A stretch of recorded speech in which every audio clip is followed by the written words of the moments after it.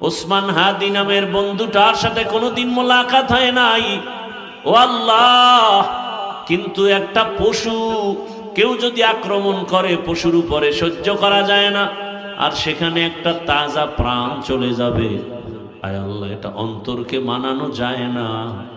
আয় আল্লাহ তাআলা, আপনার কুদরতের ফয়সালা। আয় আল্লাহ, আজকে শুনলাম তিনি দুনিয়াতে জিন্দা নাই। আয় আল্লাহ, তাকে শাহাদাতের মর্যাদা দান করেন। এরকম আমার কলিজার যত যুবক, তাদের নিরাপত্তার জন্য আপনি কুদরতের দরজা খুলে দেন রে আল্লাহ। আমার যুবকদেরকে দিনের খাদেম বানায় দেন। আয় আল্লাহ, প্রত্যেকটা যুবকের দেশের জন্য আপনি ঢাল বানায় দেন। আয় আল্লাহ, কত যুবকের কথা শুনলে কলিজাটা ঠান্ডা হয়ে যায়। আমরা দিনের কাজ করি, দেশের কাজ করি, জনগণের পেছনে খেদমত করি এক লাইনে, আর আমার যুবক বাবারা কিছু আছে তারা ভিন্ন লাইনেই দেশের জন্য কাজ করে, জনগণের জন্য কাজ করে। আয় আল্লাহ, দেশের দরদি, জনগণের দরদি, দ্বীনের দরদি যারা, কুদরতে তারা তাদের হেফাজত করেন আল্লাহ। আপনি ছাড়া আমাদের আপন কেউ নাই, আপনি ছাড়া আমাদের নিরাপত্তা দেওয়ার কেউ নাই।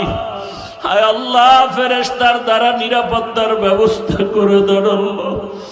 আর যেন কানে না শুনি, যুবক নাই, তাজা প্রাণ ঝরে পড়েছে। আমার এই পবিত্র বাংলাদেশ, এত মসজিদ মাদ্রাসা, আলেম ওলামা, এত জিকিরের আওয়াজ, আজানের আওয়াজ, এরপরও কেন এত বড় বড় জুলুম হবে বুঝতে পারি না রে মালিক। ও আল্লাহ, গুনার কারণে বেজার হইন না, হেদায়াতের নূর দিয়া সিনাটা ভরপুর করে দেন, 5 ওয়াক্ত নামাজি বানায়া দেন। আমার কলিজার যুবকদের দেশ ও দিনের খাদেম বানায়া দেন। আয় আল্লাহ, দেশের জন্য, দিনের জন্য, জনগণের জন্য আমাদেরকে নিরলস আমানতের সাথে কাজ করার তৌফিক দান করেন।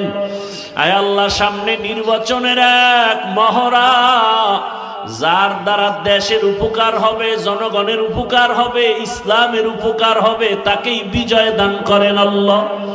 আয় আল্লাহ, আমরা কারো পক্ষ বিপক্ষ বুঝি না, আপনার মর্জি মতো থাকতে চাই।